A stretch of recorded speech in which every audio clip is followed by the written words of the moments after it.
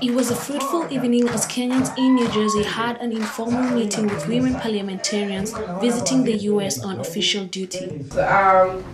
We just wanted to have a short time to socialize with Kenya and just to feel at home. We've been here for 2 weeks and it's nice to feel at home, and when you see Kenyans then you feel at home. Dr. Naomi Shaban, Honorable Millicent Odhiambo, Honorable Rachel Shebesh and Dr. Joyce Laboso were among the Kenyan MPs who attended the informal meeting organized in New Jersey with a bid to meet and socialize with Kenyans living in the U.S. as well as address some of the issues affecting Kenyans living in the diaspora. I want to call on the ambassador to call on the head of delegation so that at least we can hear from our guests who are visiting USA.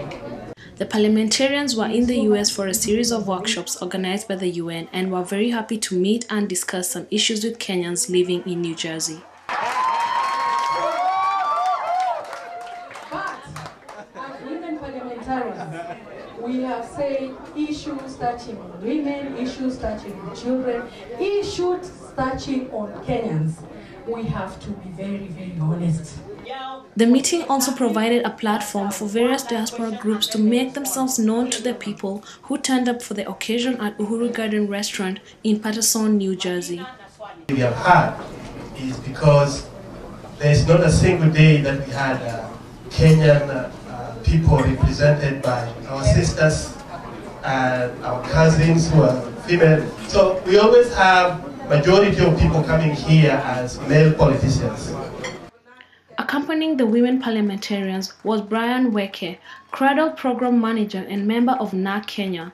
Brian urged the Kenyan government to bridge the gap between the rich and the poor in Kenya, especially among the youth. But given that today we didn't come to politics here, mine is just to say hello. Now Kenya hamjamboni. Vijana tuko ganga. They always say vijana tuko imara. Are we together? I am happy to work with my female colleague. To ensure that we bridge the gap between the rich and the poor.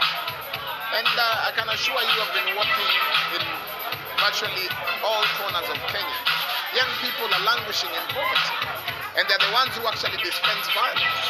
So it would be important as a country we ensure that we empower young people. It will be important for us within this 1 year to ensure that we bridge the gap between the rich and the poor for us to be able to ensure that there will be no violence after.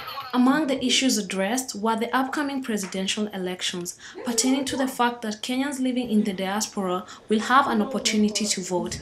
Ann Kariuki of the Kenya Diaspora Vote and ICAP, a Philadelphia-based NGO, spoke on the ongoing plans to incorporate Kenyans in the diaspora in the upcoming general elections.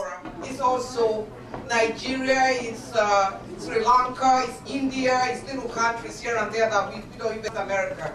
And it's such a big exercise. But besides that, the Constitution is very women-friendly. The diaspora, this is your time to talk. And we have something now on Facebook being called the USA Diaspora Power Vote 2012. And you should join the group. It will work towards making sure that people register, are registered as voters, you vote. This is the first time in the history of Kenya that the US, the diaspora are going to vote. And I'm calling on every Kenyan to make their vote count, to make a difference in Kenya and give a new dimension to the Kenyan politics. So this is the time for every Kenyan to come out. Minister of Gender, Children and Social Development, Dr. Naomi Shaban, emphasized unity among women leaders, especially when it comes to issues pertaining to women, children and Kenyans in general, as this will help solve problems in Kenya, putting political affiliations aside. As politicians, we are told, sometimes we have to say, and please the gallery. But when we all continue pleasing the gallery and we do not face the hard truths, then we certainly get into trouble. Because we lead Kenya the wrong way, confuse it, and in the process, the question will be, while men have always been doing this. And the women that we sent to Parliament should have been giving us direction.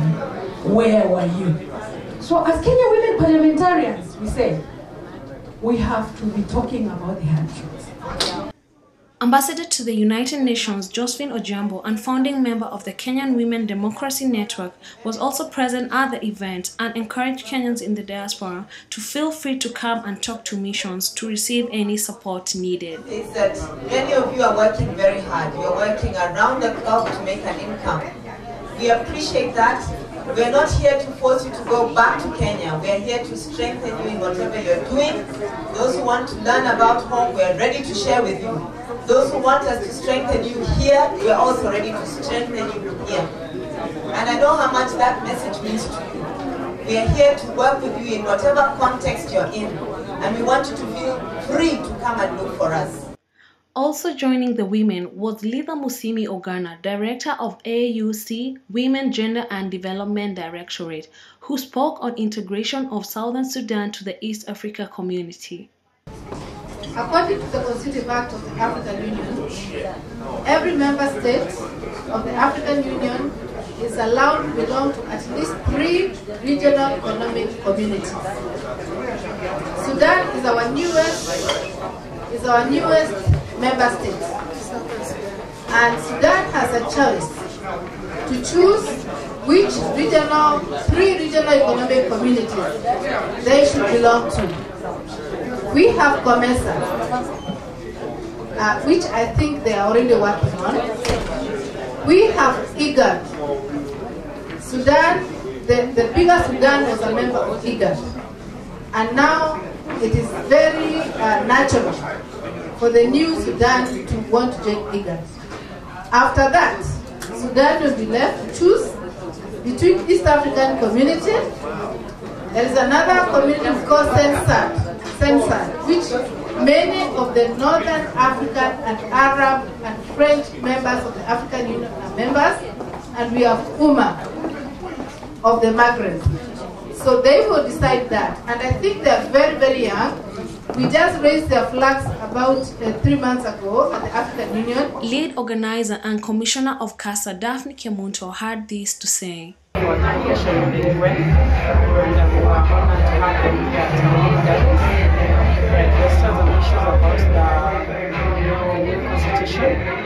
About the new election date that was just announced. Now, for the people who did not attend this function tonight, we missed so much because especially touched on very many issues, especially information, and for the women, and especially the post-ballot election section. She touched so much about it, and she told us how they're ready to protect us and anything happening. Women will be the game changers in the upcoming elections, Honorable Millicent Othiambo said as she addressed the gathering. But I want to tell you that yes, diaspora is going to be the game changer, but the biggest game changer is going to be the women. And especially young women, followed by the youth and diaspora. Dr. Joyce Laboso spoke on women representations with regard to the new constitution that favors women, giving them a lot of gains. It's very women-friendly. It has given a lot of gains to the women. One of the debates that is going on in the country at the moment is the issue of how do we implement the clause that talks about all elective and nominative positions not being more than 2/3. No nominative or elective position should have more than 2/3 of the same gender. There have been very heated debates on the implementation of that, because you cannot force people to elect a woman just because the Constitution has said. Again, you'll be infringing on their right to choose a member that they wish to represent them. And therefore, there are quite a few options that are being given on that issue of how do we then make sure that the number of women in Parliament or the number of members of Parliament is constitutional by having no more than 2/3 of the same gender. And one of the proposals being made is that in the worst case scenario, if Kenyans do not elect any woman at all, then Kenyans will have to nominate 93 women. Yes, if at all, yes. To be able to meet no more than 2 times. Solomon, a Kenyan living in New Jersey, felt that the most important part of the oncoming elections is ensuring that peace prevails. It's about being together, it's about peace in Kenya. I don't really care about elections as far as who wins. I think what Kenyans need to remember is, are we gonna be in peace? You know, I think that's more important than anything. 2012 presidential candidate and MP for Gishugu, Martha Karua, who was expected at the meeting, did not make it due to a tight schedule. The night ended in style as the parliamentarians danced and socialized with Kenyans. Jerry Mure reporting for Ajabu Africa in Paterson, New Jersey.